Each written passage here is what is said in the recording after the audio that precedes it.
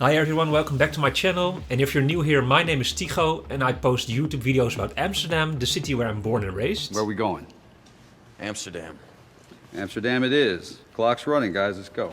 Alright, never been to Amsterdam. And in this video I'm gonna show you 10 things you don't know about Amsterdam. And I'm curious if there is one or two things in this list that you do know or have already heard of before, then let me know in the comment section. Number 1. I don't want to brag, but I have no choice.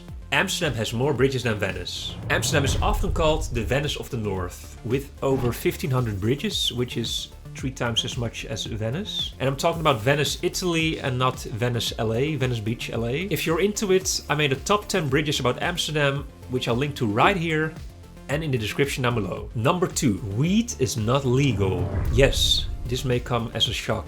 Despite the 580 coffee shops in the Netherlands, from which 173 are in the capital, in Amsterdam, the smoking of cannabis is technically illegal. It was in 1953 that the government of the Netherlands, they made an opium law, or maybe the law was already there and weed and hashish were included into the law. It means that if you smoked weed or hashish back in those days, you would get a high punishment.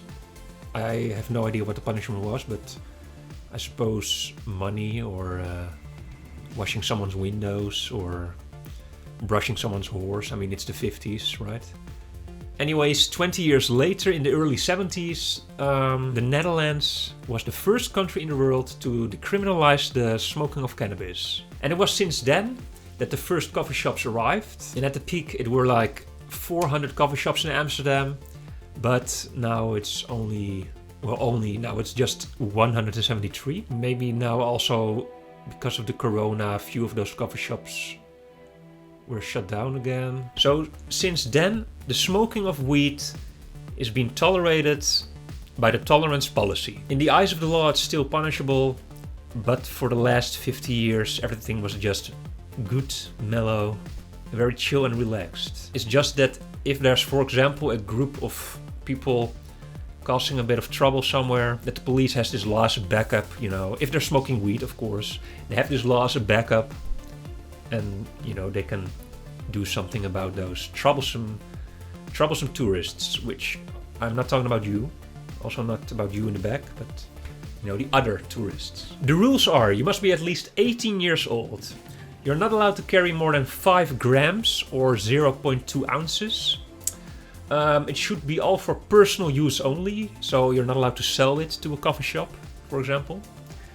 And if you're growing weed plants at home, you should also have not more than 5 plants in your house. And the coffee shops are also being watched regularly by checkups by the police. They have a maximum amount of weed which is allowed to be stored in there. Well, that's it, I guess. Yeah.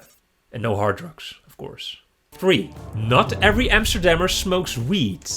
I looked up the percentage and I was also surprised, but the Dutch are among the lowest marijuana or cannabis smokers of Europe. And I think it's also because if you prohibit something, people get curious, right? Like, you're not allowed to go through red, so you want to walk through that red light, right? And no, you're not allowed to watch that movie.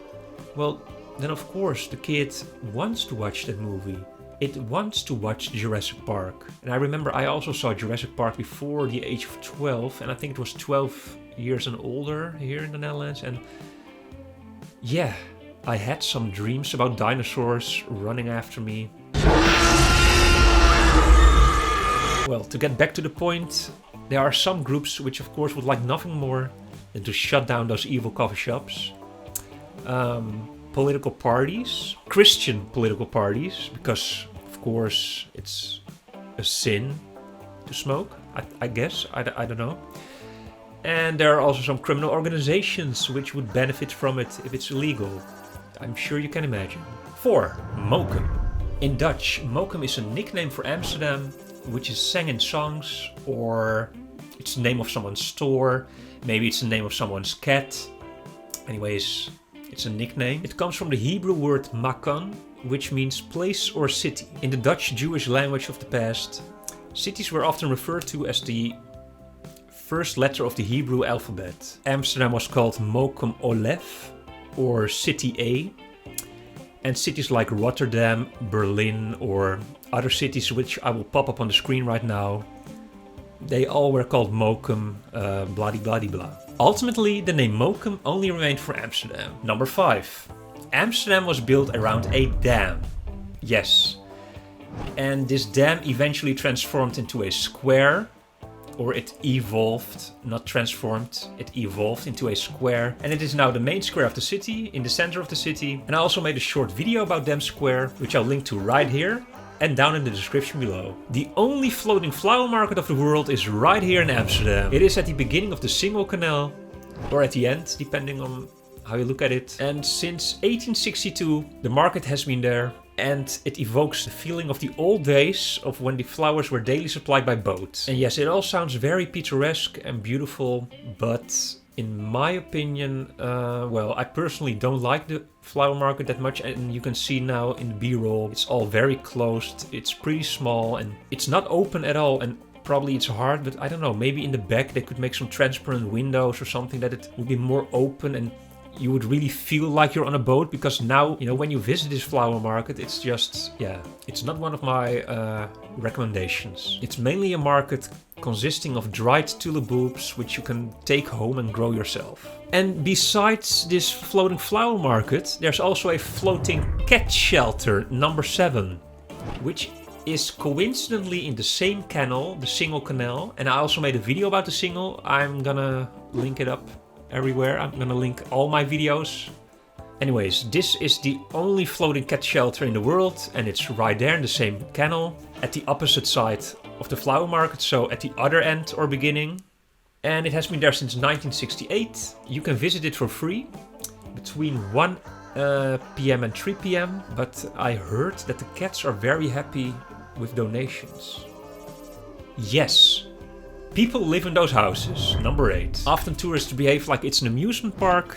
Amsterdam. It is unbelievable, but people are really living in those houses. Yes, also in the red light district. The women are working at the first floor, the second floor. But at the third and fourth floor are just regular people living. People who work hard. They come home after hard days of work. They have to change the diapers of the babies. They're gonna play some table tennis in the attic.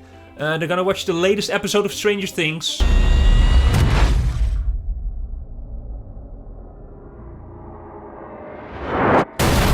And then outside on the streets, at the moment when they want to go to bed, are hundreds of tourists screaming.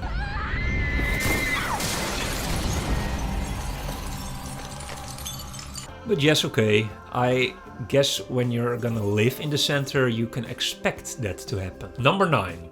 The coat of arms of Amsterdam. Heroic, determined and merciful. The original meaning of the 3 crosses is unknown, but the later added heroic, determined and merciful words, which are also included into the official coat of arms of Amsterdam, have been added by the great-grandma of our king, Wilhelmina. So Wilhelmina had a daughter, Juliana, who had a daughter, Beatrix, who had a son, Willem, or William, who is now our king.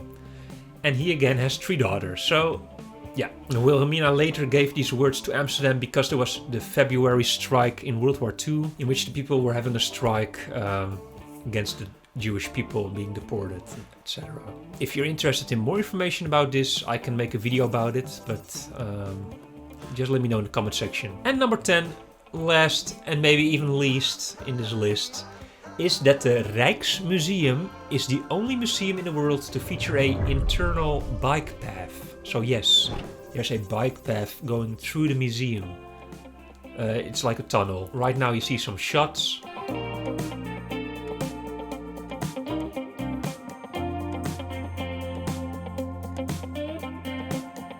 So yeah, that's it. I'm curious how many of these things did you know already before watching this video? And I'll see you in the next one.